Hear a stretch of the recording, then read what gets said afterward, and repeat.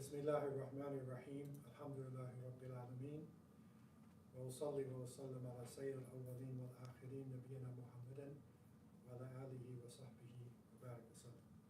All praise are due to Allah, Lord of the worlds, and peace and blessings be constantly showered upon our beloved Prophet Muhammad, the master of the first and the last, his family, his companions, and all those who call to his way and establish his sunnah to the day of judgment.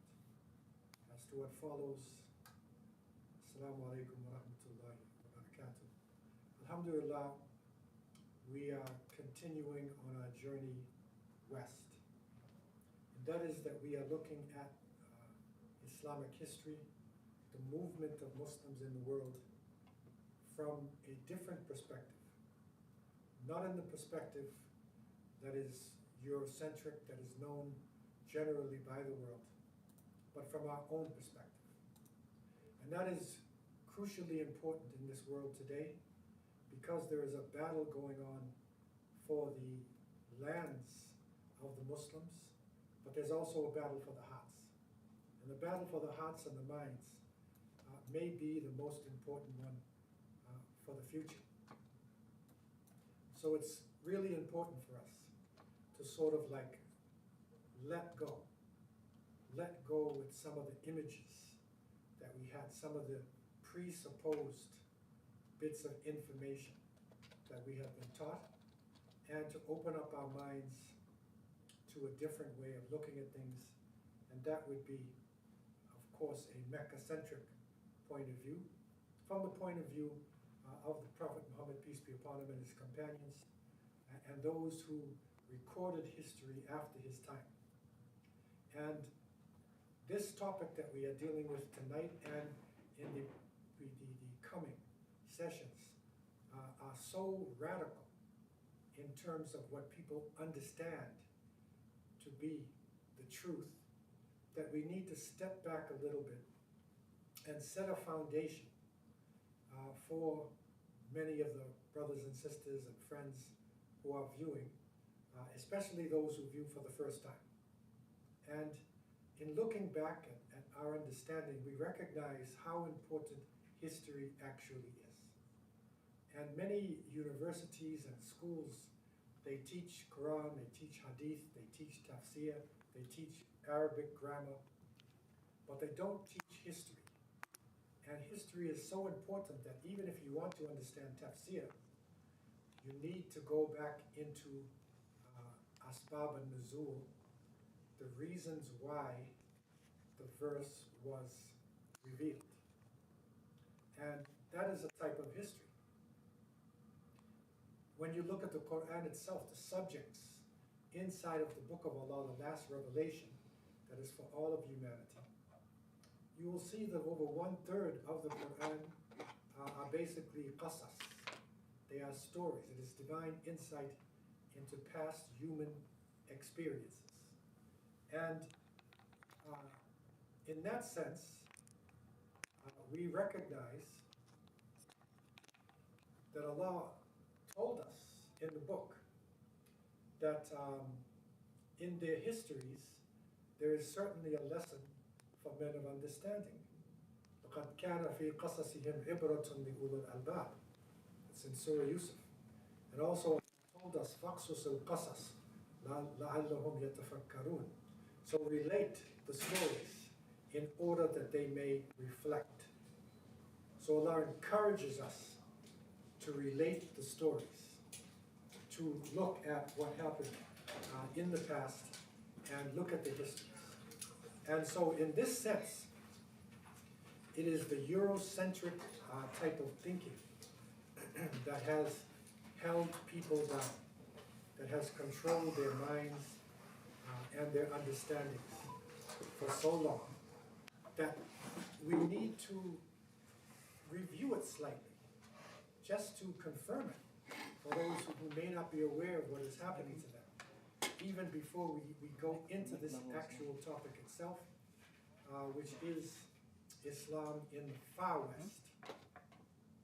Okay, and Eurocentric thinking has made us feel that what is up is civilized and what is down is uncivilized. we look at the world sort of like north is on the top, and everything is sort of coming down in the world. And as you go south, you are actually getting more backward. But the reality is something which is totally different. Because if you're living in the south, deep south, okay, and if the earth is a ball, and you're living in the south, you should be upside down, right? You should be upside down. You should be falling off. But no, when you're in the south, the sky is above you and the earth is below you. Okay, and the earth is, the sky is above you, the ground, right? It's below you. The earth is moving around, right, in the universe. And so the maps in the past, the Islamic historians and geographers, their maps were actually what they'd call today upside down map. Upside down. Because their perspective was totally different. Their perspective was that knowledge and civilization and human life actually came from the south and went north. See, so that's a different way of thinking. It's a mindset. And this map here you're looking at is a production of an upside-down map. So if you look at it, look at Australia right in the middle. Okay, so now we changed our perspective now. And based upon this, instead of having Greenwich Mean Time, London being the center of time and Europe being in the top, why not have Cape Town, South Africa? Because Cape Town, in this map, it would be on the top of the world, and probably the largest city on the top of the world. It's a different perspective. And so it's in that sense, when we look at history, we have to constantly remind ourselves of the trick that's been played on our minds. That Eurocentrism has confused us, and sometimes we have truth which is hidden in plain sight, and we're not even aware of it. And they told us for so long, Columbus discovered America in 1492. And I traveled to different parts of the world, and that's what the people thought. But the question is, how can you discover a place when people are living there already? So that's a lie. It's bold-faced lie. Because you cannot discover a place when there are people living there. And if you look at indigenous culture, for instance, this is a picture of the Andes Mountains in South America and Peru, the Inca civilization. Okay, and this civilization, which is as large as any other in the world at the time, it extended back thousands of years, the presence of the indigenous people here in the Americas. And so in actuality, the reality is that Columbus himself, when he went to the islands and his son went to Central America, they were in shock. Because this is a pyramid here. And if you look at the pyramid closely, you'll see on its top left side a group of white dots. And you'd think they might be pigeons. These are people. This is the size of the pyramid in Mexico. Okay, so the reality is Columbus himself, again, if we change it around our perspective, he was actually discovered in 1492 because he was lost. Think about this. He thought he was in India, and so he called the people Indians. They're not Indians. This is not India. This is far away from India.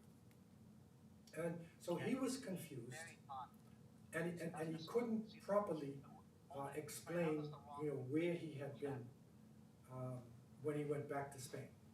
Okay, so history is so important that again, we repeat that if you don't know your history, you're going to be lost in the present.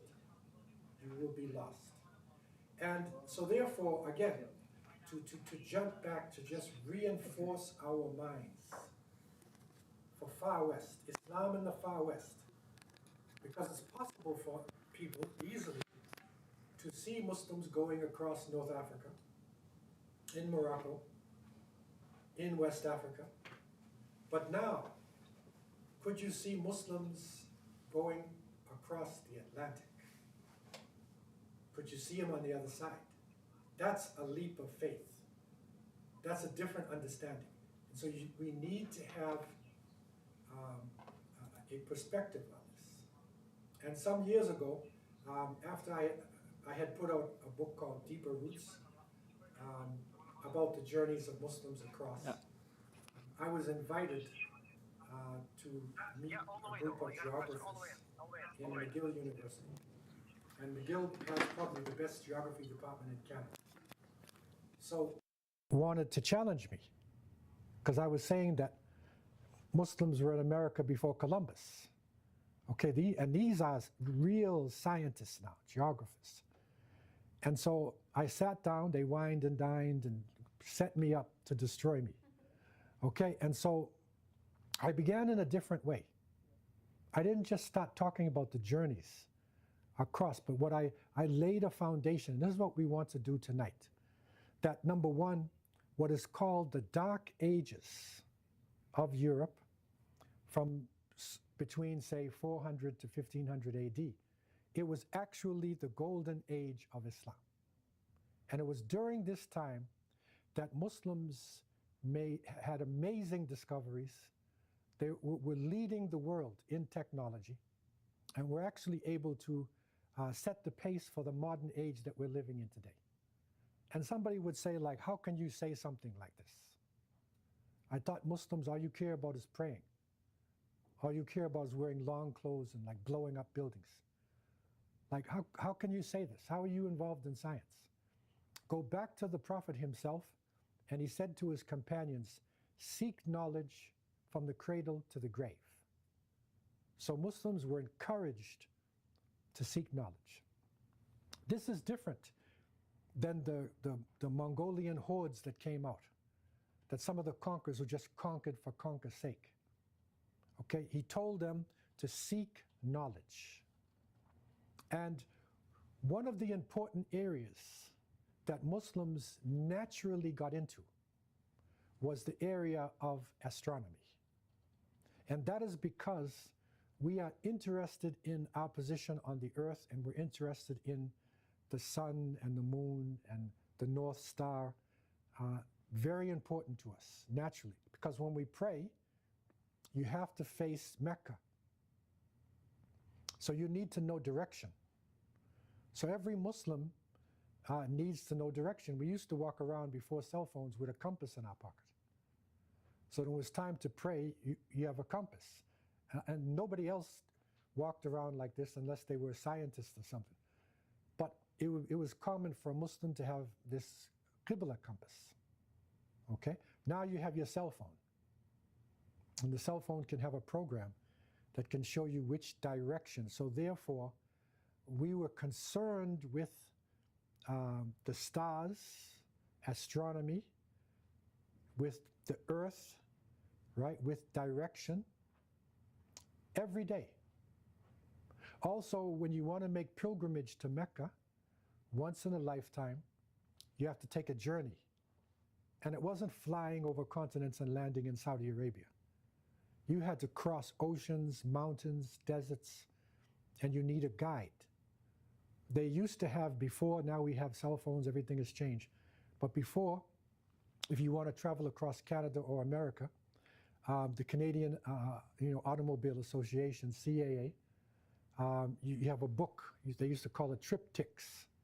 So if you want to travel to Edmonton, Alberta, then they map out the journey for you. Okay, so you will see which highway to take. Now we can do it online. Okay, now we have artificial intelligence. But it's mapping it out for you. And it even tells you along the way where you can stop. It tells you different information. So Muslims started to do this. And so we have hundreds, maybe thousands of works that were written in geography, explaining how to take journeys from one part of the world to another part and what you would face. And sometimes even on the journeys, it would tell you about the people who were there and what you're going to run into, the climate, so many different aspects. So this was a natural thing for us. And it was in Baghdad, which was the capital of the Abbasid Caliphate, where they developed what is called Beit al-Hikmah, and that is the house of wisdom. And what the Beit al-Hikmah was, is that, because Muslims had by that time spread around the world, and Baghdad was one of the richest places in the world, and they dedicated a large amount of their wealth to knowledge. So they would invite in scientists, doctors, mathematicians, and they literally formed what we would call today think tanks to discuss certain issues. And so people would come to Beit al-Hikmah, Christians, Buddhist, Hindu, Jewish, whatever. There was a section for knowledge. And if you had some knowledge, if you had written a text that was of value, you could get the weight of that text in gold. So there, the Muslims didn't discover everything, but they were able to put the knowledge into precise formulas. Like they developed systems of approaching different aspects of knowledge. So it was no longer just theory. It was like practical knowledge. And to give you an example of this, because this is a big topic, but just to give you an example so we understand that this is not just hocus pocus that I'm talking. Okay?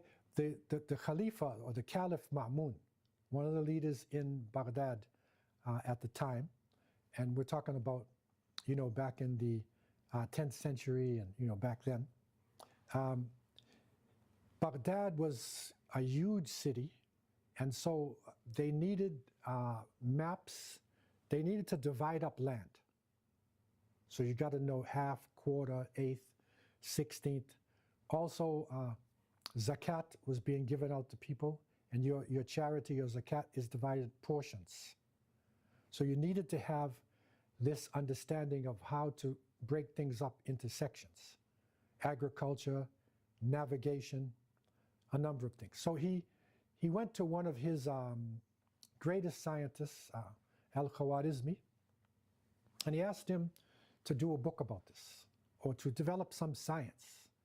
And so he wrote a book, and this is the transliteration into English. It's called Kitab al-Mukhtasar fi Hisab al-Jaba wal-Muqabala. Okay, so this is an abbreviated, book in this art of, al-Jaba. So you can actually see al-Jaba, this is Arabic word, Jabar, is like power, and al-Jabar is algebra. So the word algebra comes from this text, from this understanding. And he was the one who actually developed what we are studying now, the science. This is algebra. It's literally an Arabic word. But the average person wouldn't know these things because it's blocked out of their minds with Eurocentric thinking. And so this is an example of it. And Muslims had astrolabes, quadrants, sextants, compasses, so many, especially traveling devices, because Islam had spread so far, and they needed to travel, and they needed to be in touch with different areas in the world. And one of their great developments was the magnetic needle. And from that magnetic needle, the first true compass was developed. Okay, so Muslims had the abilities, they had the science to travel. Because that's the first thing they'll say. How can you say you went across the ocean, you travel around the world?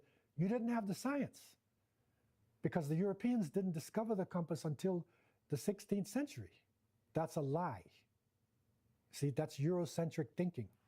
And it's not giving the base of the knowledge itself. So this is how some of the Muslim texts, scientific texts, with your Arabic and your different things. So this is how the books were actually written in those days. It's not Latin letters. And again, within this understanding, because now we're getting closer to our subject now, because we're traveling west. Now, what could Muslims have written about the West? Because you need proof. Now, these are some of the things that I showed to the geographers in McGill University. They didn't know about these things. Okay, that in 956, Al-Mas'udi wrote a book called Muruj al-Dhahab wa Ma'adan al-Jawhar. Okay, and in this book, he spoke about the journey of a man named Khashkhas ibn Sa'id. And he left from what is now Lisbon in Portugal, and he went into the ocean, and he came back, and he was carrying goods and things with him.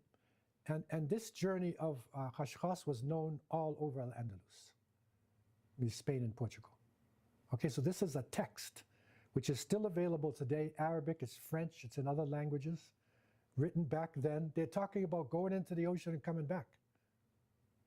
Abu Bakr ibn Umar al-Qutiyya spoke about the journey of people who went into the ocean and came back. Al-Idrisi, he wrote in the 11th century Kitab al-Mamalik wal-Masalik. And in this, he spoke about a journey of sailors, Muslim travelers, and they went into the Atlantic, and they came across an island. There was nothing really on the island, nothing much. And then they went to another set of islands, and then people were there. This is what he's writing in his book. And they actually captured them and took them to their king. And the king had a translator who could speak Arabic. And the king spoke to them through the translator and explained to them that your journey home will take you maybe about a month and a half or so. You're far away from your home now. And this is written in the book by Al-Idrisi in the 11th century. Okay, so this is a textbooks now. Okay, so we have the money. We're one of the richest nations in the world. We have the technology. Okay, we have the boats, we have compasses, right? We have written documents, because many people in Western society say, okay, what's your written proof? Okay, we have some written proof and more beside this of these journeys. Okay. Another thing they say, okay, what about maps? Do you all have any proof? Because geographers love to have maps. So Al-Mas'udi, in one of the texts, and this is again how their perspective was different. Okay, so this is how it looked. Now I'm going to turn that around for you. Now, if you look closely at this, I don't have a pointer, but if you look closely, just above where the island or the land that the arrow is pointing, go above it, that's Africa. Of course, this is in the 10th century, right? If you look at Africa next to it, you can see Arabia. Now go around and you'll see Sri Lanka, you see the Indonesian islands. If you go to the top, you'll even see Scandinavia. And you'll see Spain. You'll see the Mediterranean there. But the witness here is, as the arrow is pointing, it said on the map, Ard Majhula, unknown territory. And it's a big continent. So therefore, they knew at that time there was land across there. But they didn't know what it was, right? They called it Ard Majhula. Okay, so this was the Americas, what we are now using the term the Americas for the Italian Amerigo Vespucius, but this is our, Americas there before Columbus.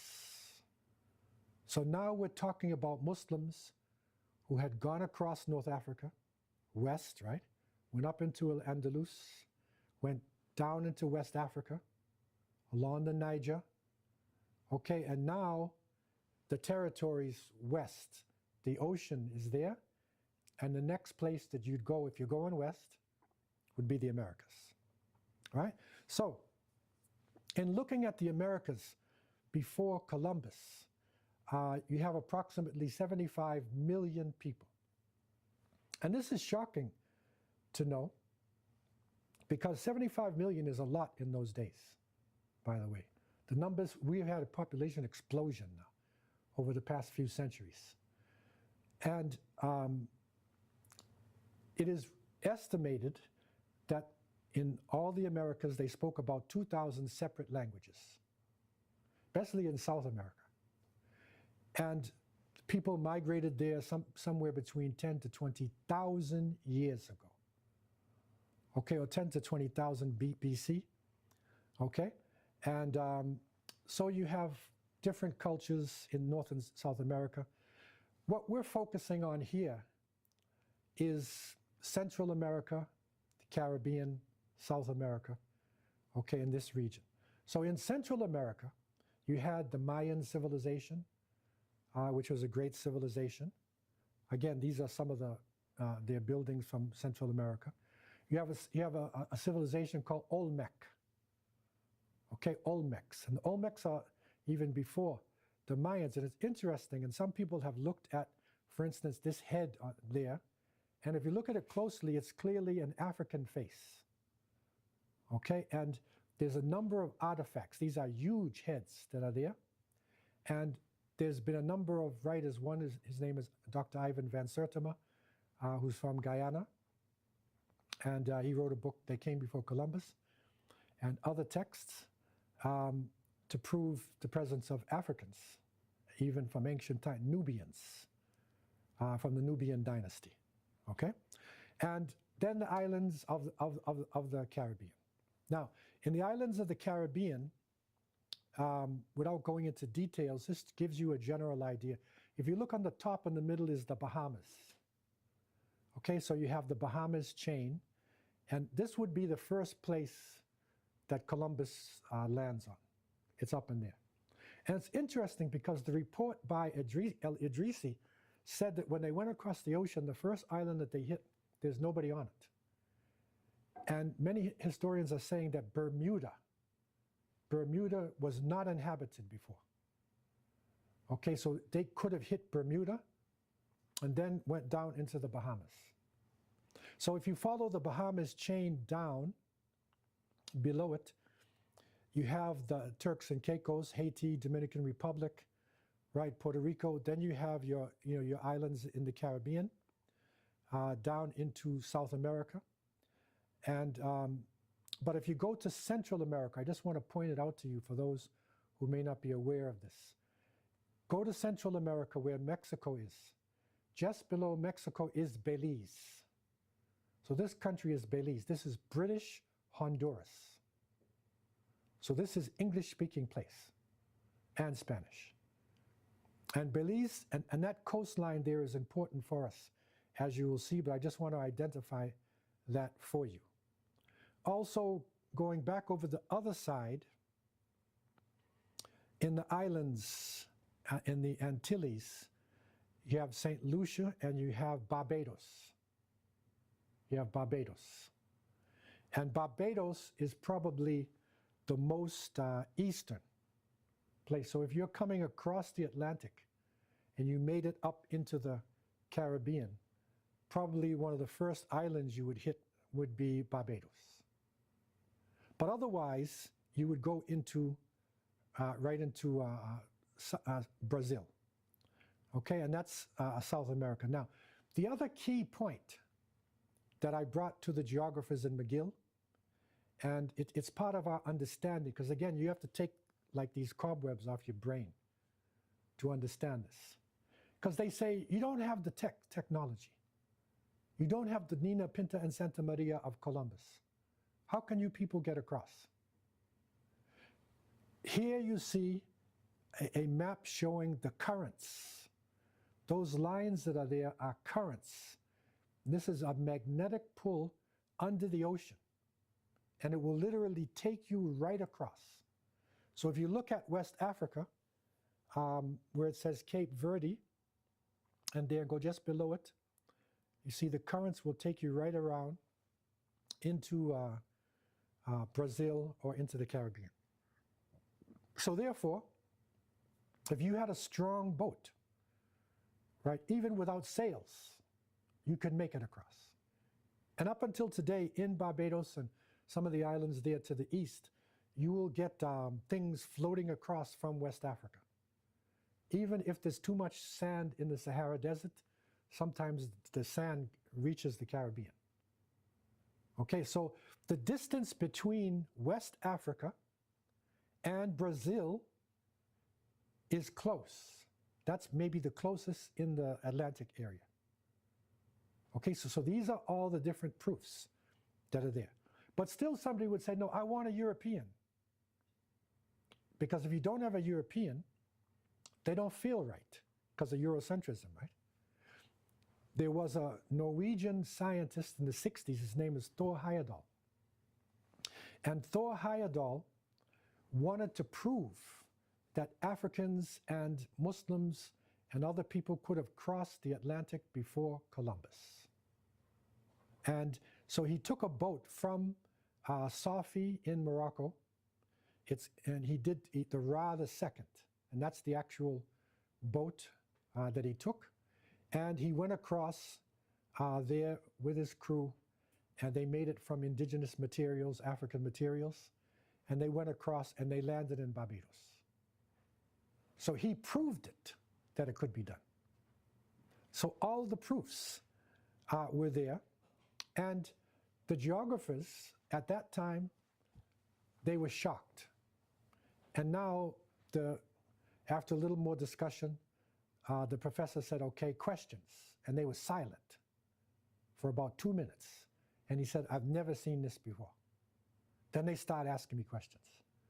And the main question they said to me is, how did they get back? They admitted that they could have made it across. You have scientific proof of this. But they said, how did they get back?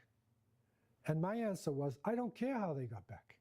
Like that's not my thesis, right? My thesis is that they made it across, man. I don't care whether they went back or not. And they were silent. These are the top geographers in this country, right? So this is important for us because we have this Eurocentric thinking in our minds, right? Right, and you have to get it out of your mind to deal with the topic. Did they accept that explanation? Yeah? Did they accept that explanation, or did they give you They accepted it. They accepted that it was valid. And do they have that opinion now, that Muslims did have a... Yeah, now things have changed a lot because there's a lot of discussion. Of course, the Vikings went across, and there's even Chinese went across, and there's a lot of discussions now. But this was back in the 90s. Okay, so at that point, they didn't want to give up any of their theories, right? And Columbus is the Holy Grail. Like, if you say somebody went before Columbus, man, this is like sacrilegious. Columbus is so important to them. You have more cities in America named Columbus than maybe any other name. You have a holiday called Columbus Day. And this guy was lost. He was lost, and he was a terrible oppressor. So to show you how they've changed things around in thinking. So now, getting back to our thesis now. Okay, and that is, we're in West Africa.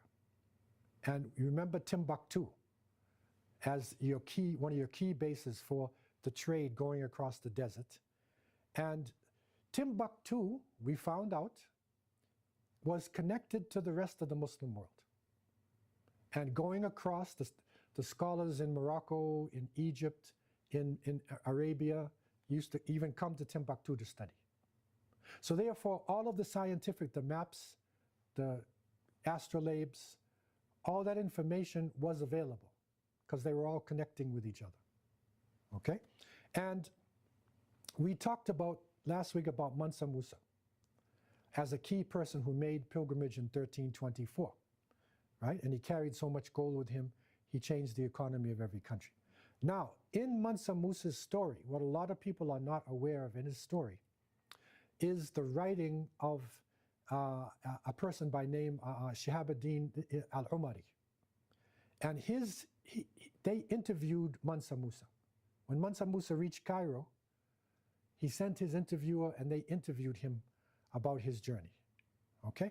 And according to, I'll just read something from the report. Okay? So, just so it's not just me talking, you can hear it actually from translation of Al-Umari. And it's saying that according to primary sources, Mansa Musa was appointed deputy of Abu Bakr Keita II. So that he was above Mansa Musa.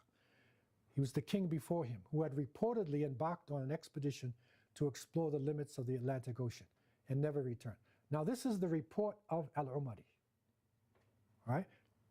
Mansa Musa is saying this. We still have the book too. The ruler who preceded me did not believe that it was impossible to reach the extremity of the ocean that encircles the earth, in other words, the Atlantic, and wanted to reach that end and obstinately persisted in the design. So he equipped 200 boats full of men, as many others full of gold, water, victuals sufficient to last for a couple years.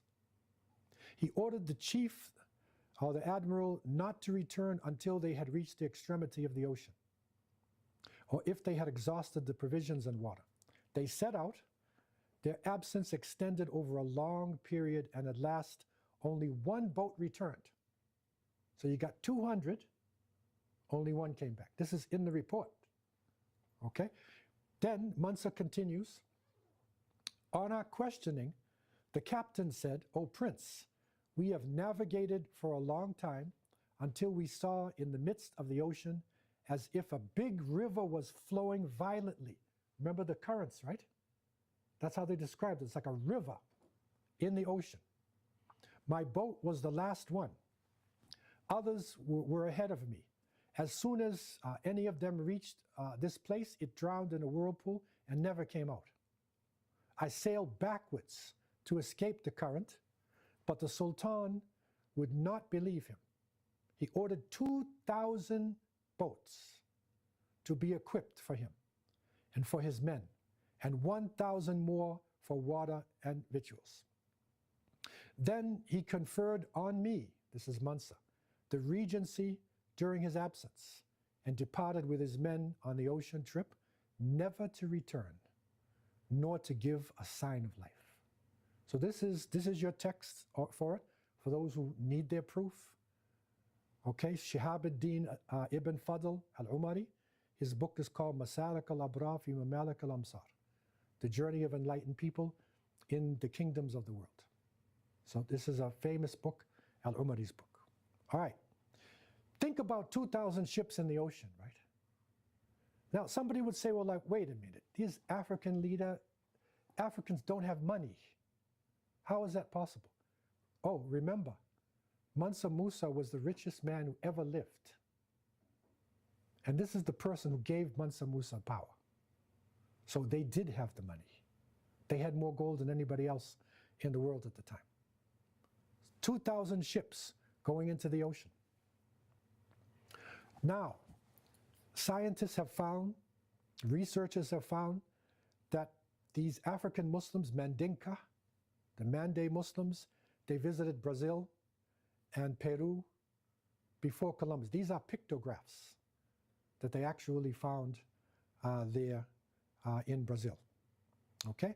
And then they found one inscription in Peru that says, man to pursue worship, to be mature and become matter without life, man pursues a cavernous place, meaning the grave.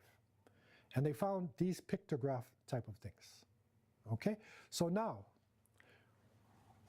when the Spanish came in, okay, because remember Columbus now, right?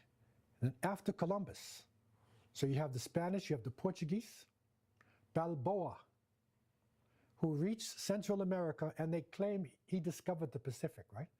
How can you discover the Pacific when people are there for thousands of years, right?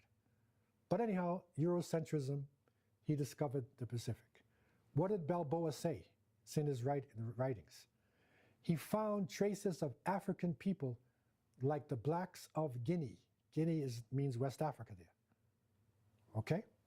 And this picture is from a book which I'm going to show you coming. And this was actually a bust that was sculpted before Columbus, found in Mexico. Van Withenu. I'm going to show you Van Withenu's book. Look at the face closely. It has scarification, which was used in West Africa as almost like your passport in some places. But look, he has a turban and a cap.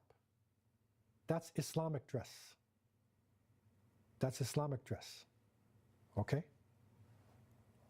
And this is the person, Alexander Van Withenu, professor of art history at Mexico City College from 1939 to 1965. So he put together a series of terracotta figures and mass pottery and other items, and he showed clearly the presence of West African Muslims before Columbus. This was, that's some of the things that he displayed there, okay? And that's his book. And this is hard to find, but if you could find this book, because this is one of the books that they're trying to like get rid of. Okay, but this is the book, Unexpected Faces in Ancient America by Alexander Van Withenu. Okay? This is where he brings his reports. All right? All right, got that, everybody? So, these early explorers, Mandinka, remember West Africa, the Mande people? Okay, they traveled in Central America up into the United States. And there's a Harvard University professor. His name is Leo Weiner. Harvard University. And he wrote a book called Africa and the Discovery of America. Okay, that's another book that they're trying to get rid of. But Africa and the Discovery of America by Leo Weiner. Okay, and he talks about the fact that these African Muslims made it into the southwest of the United States. And they actually met the indigenous people in the southwest of the United States. There's some proof of the elephants, you know, and, you know, he's a Harvard University professor, right? So these African Muslims, they carried with them large amounts of gold. Remember what they had, right? So they carried gold. Now, what's interesting, Columbus, one of the things that he was looking for gold, because that's one of the main reasons what the Spanish went there. And he found gold in some of the islands. And he found that the native people in the islands called it guanine. That was a name for it, okay? And this guanine, it was 32 parts of gold, 6 silver, and 8 copper. Because when you have the gold, you have an alloy, right? Something, you know, to keep it solid and, you know, whatever. But this is the same alloy used in West Africa. Okay, and that's in the guanine.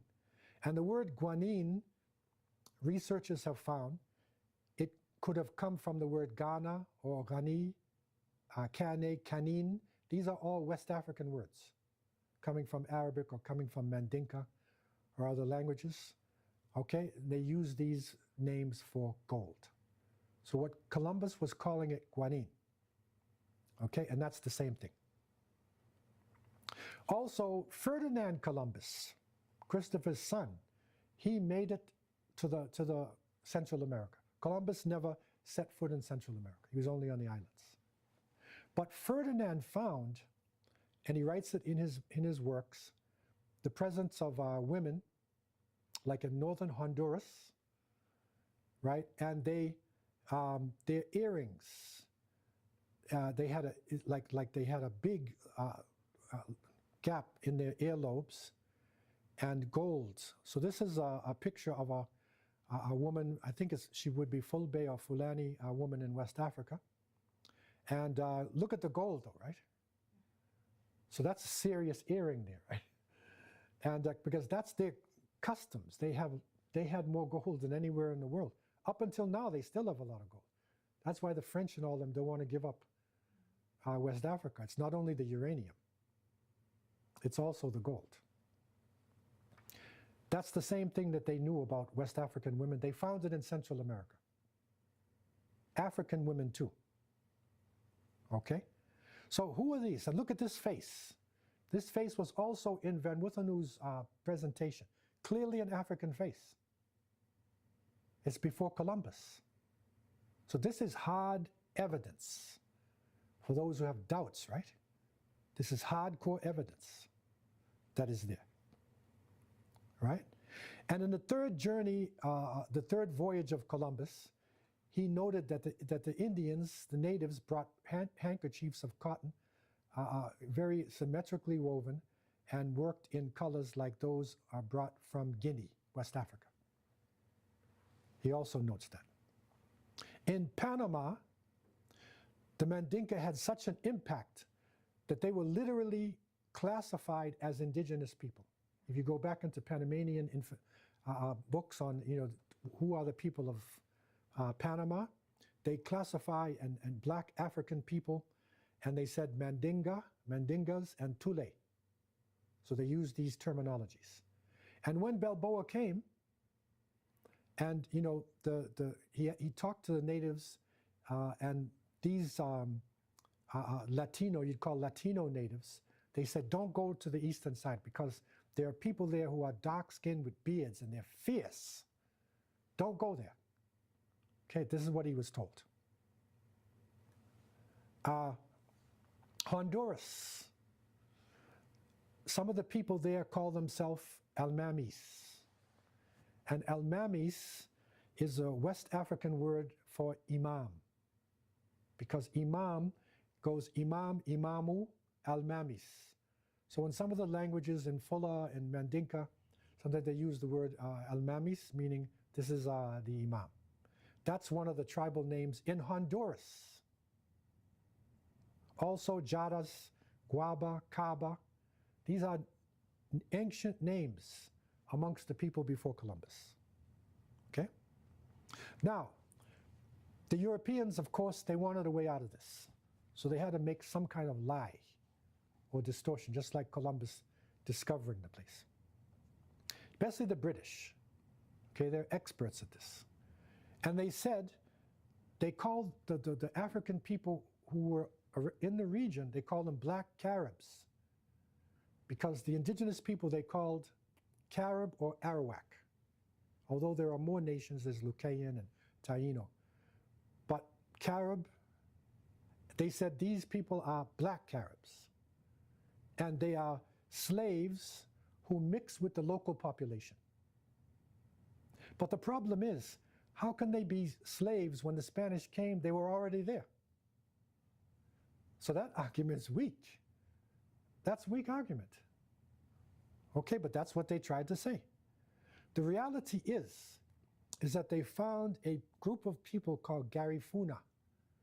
The name they use for themselves is Garifuna. So this is an indigenous group. And you can find this group, and this is a picture of them in Belize especially. There's Garifuna communities on the coastlines in Belize, and then going in the Caribbean side of Central America. So it's like Belize, Honduras, Costa Rica, going down to Panama. Okay, so you find Garifuna people. And they have their own language, and they are an indigenous group. And the British found them, the British even wrote that they actually had belief in one God, and they wouldn't eat pork.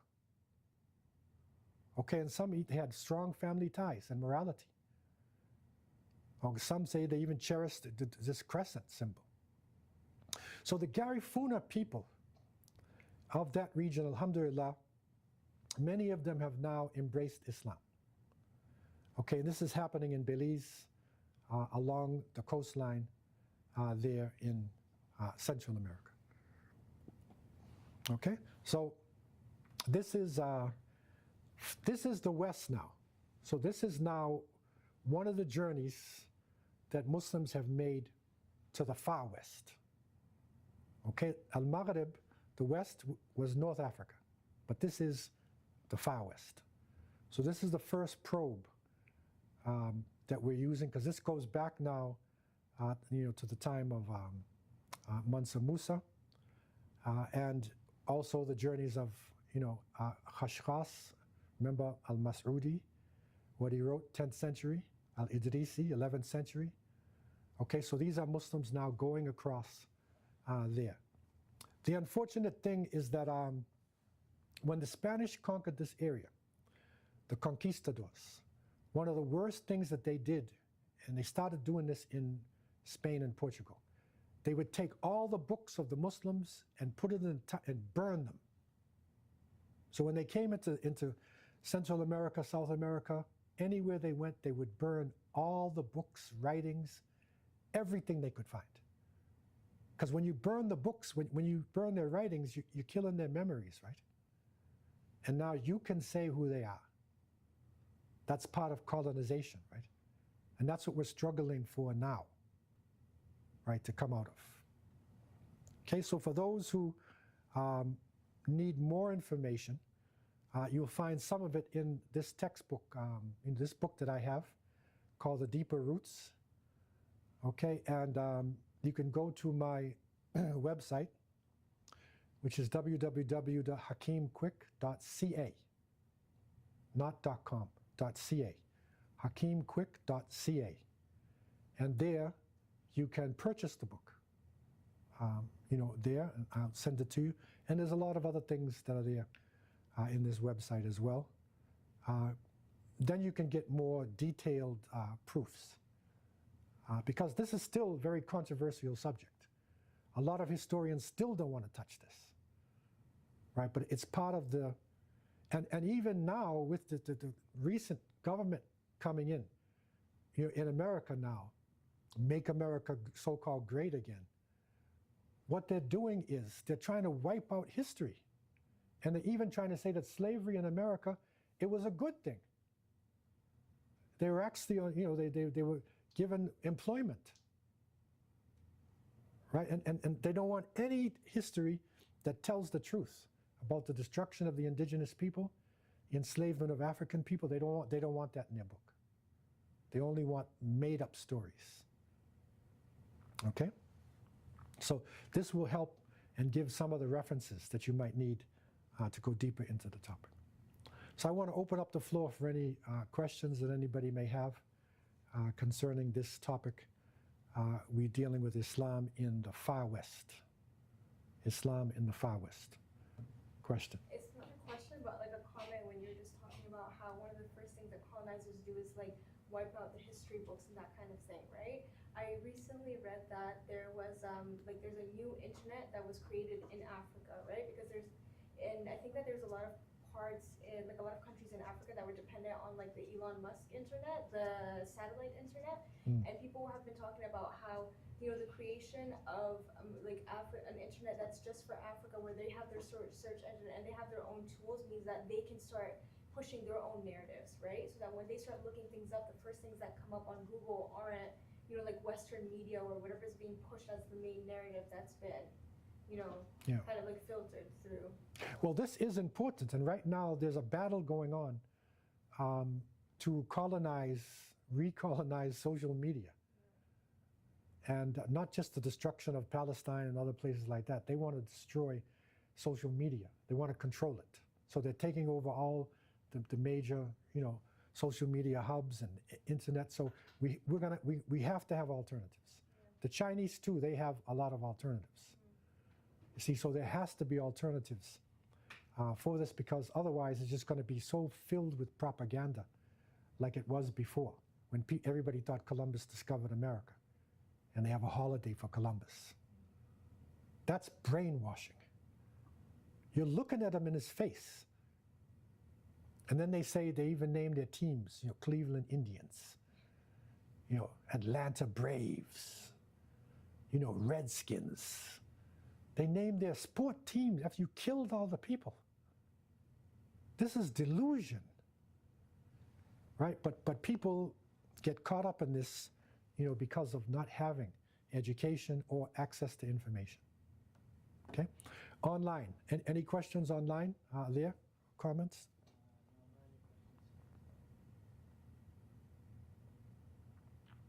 Okay, floor is open here. Any general questions anybody has? Yeah.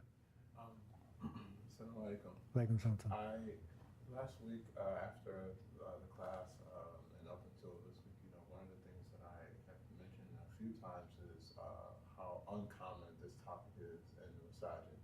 I'm just wondering, do you have any comments on why this subject and these things don't come up a lot in conversations in the masajid?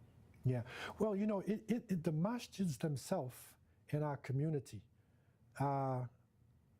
you have to understand that the masjids were basically set up originally by scientists, lawyers and doctors, and just as a place for Muslims to be able to make their prayers, and like sort of a sanctuary in this society. Okay, but and then there was a wave of Muslims who came in different parts of the world, and they needed to have scholars. So they brought in, Maulanas and sheikhs and different people. But the people who they brought in were actually trained in Islamic studies. So they're mainly trained in the Quran, in Hadith, and things like that. But they were not trained in understanding history, and especially this approach to history. Because in the Muslim world itself, the Muslim world was colonized. So therefore, in India and Africa, Middle East, all of their schools were teaching Columbus discovered America, but in their own language. So they were colonized, and many of them are still colonized. So therefore, some people are coming over to this part of the world with wrong conceptions in their mind, even about the Americas. And it's only now, this past few years, especially with the situation in Palestine now, and social media, it's opening up a lot of people's minds, opening up their eyes. Okay, for somebody like me and others who's from North America and been struggling for years, our eyes were wide open before. Okay, but that's something now which is, coming into the communities now. Because even the study of history itself, and the way the madrasas, institutions in the Muslim world, they didn't put a great emphasis on history itself. If they did, it was just local history of their kings and their amirs and whatever. And now people are understanding how important it is to have a full perspective. So it's a change as part of the decolonization of the mind that is actually happening in the Muslim world itself. So it's a process. It's a process we're going through now. Do you think that, this is something that I've thought about too, is that when you talk about these, at the time that the Islamic Baghdad were they had this such an intense focus on Muslims becoming more educated and supporting education, and not only in the Islamic studies, right? How important it was for Muslims to also become educated in so many different topics. That's right. I don't know if this is just a Western thing, but I feel like it's almost treated like an all or nothing, right? There's not this same passion that's being promoted with Muslims, in at least in the kind of spaces that I've been, where the average Muslim is motivated to seek education, especially furthering education on topics that are not just helping them get jobs, right? Right. So have you seen a difference maybe from back when you were doing all this work in the 90s compared to now, if there's been a rise or a fall, or if you're seeing it pick up again? Or well, now the difference between, say, the 90s before and now, there's much more interest, especially with the rise of social media. And this younger generation, there's more people who are interested in this. But the reality is that from the 19th century, when the Berlin Conference in 1884, 85, the European powers, they divided up the world, and they had the technology, and they had their systems, and they colonized. So they colonized all of the Muslim countries except for a few areas, and they changed the education system. So the Muslims who then came to this part of the world came out of that colonial education. You see, so it's only now that some change, is coming about. And there are still some Muslim countries that still have, this colonial education. And it's part of the change that has to come about. And fortunately, that's one of the things that social media did, is it exposed people to start thinking outside the box, right? Not in a Eurocentric way of thinking, to go outside the box. But it's still, revolutionary to a certain extent, and it's a surprise for a lot of people. Even their own history. Even if you ask Muslims, what's the history of Muslims in India? What's the history of Muslims in Morocco? A lot of them don't even really know. They can't go back too far. And if they do, it's from a Eurocentric point of view. See, so there are now researchers and historians and people who are now making this change. It's part of the revolution. It's the revolution of the mind that has to come about. There's a question online. Yeah. Where the Amistad crew from Sierra Leone Muslims? The Amistad group? Yeah, Amistad crew. Okay, there is a book about Amistad, and this was a ship that was carrying enslaved people from West Africa, and they revolted and whatnot. I'm not exactly sure where they were from. It was West Africa, so it could be Sierra Leone. It could be that area there, Senegal, Gambia, Sierra Leone, or it could be over on the Gold Coast. I'm not exactly sure where they came from, but it's very possible it could be from the Senegal, Sierra Leone side. Another question, where can we find your books? Are they available at the IIT bookstore? Yes, so this book, Deeper Roots, it is available actually on Amazon too. If you went into Amazon, you could find it, but the fastest way would be to just go to my website, there, and then you get it straight here. But it is available on Amazon as well. And what about the IIT bookstore? No, it's not necessarily, available there. That the bookshop's not working so well, but there were some copies before. The fastest way is to get it right there, online.